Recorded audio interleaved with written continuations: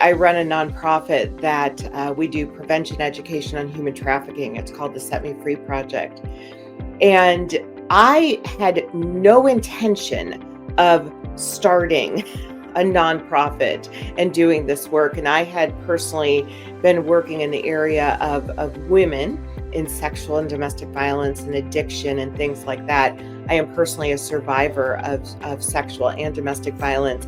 And so that was on my heart. Women were on my heart. It was something I wanted to do. But when I started to see some of the things that were not being done in the counter trafficking movement, one of my coworkers said, let's help women who have been trafficked, really having no idea what that meant at all. And so we started to do some research, and what we found is it looked very different than what we thought. And in that moment, we realized there was this huge gap that was not being filled in the area of counter trafficking.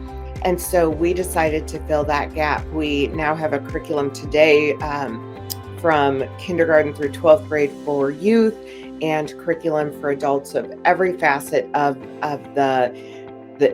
every industry, because every industry sees it, community members, parents as well.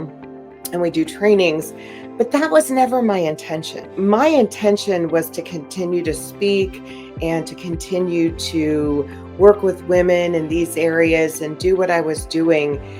But I knew nothing at the time about human trafficking, nor frankly, in all honesty, did I really want to know anything about human trafficking. But that is exactly what I ended up doing. I'd been working with youth in the area of healthy relationships and speaking to them. And after talking to a couple of educators, I thought, gosh, this is so needed, that the targets of trafficking, and I'm not going to go into that in detail, but those are relationship buildings, and those targets are youth. And they don't know they're being targeted. And as I said, I'm a mom of adult children. At the time, my kids were in public school, and I thought, if they don't know that they are targets, and I don't know that they are targets, there is something missing. So we stepped in to fill that gap.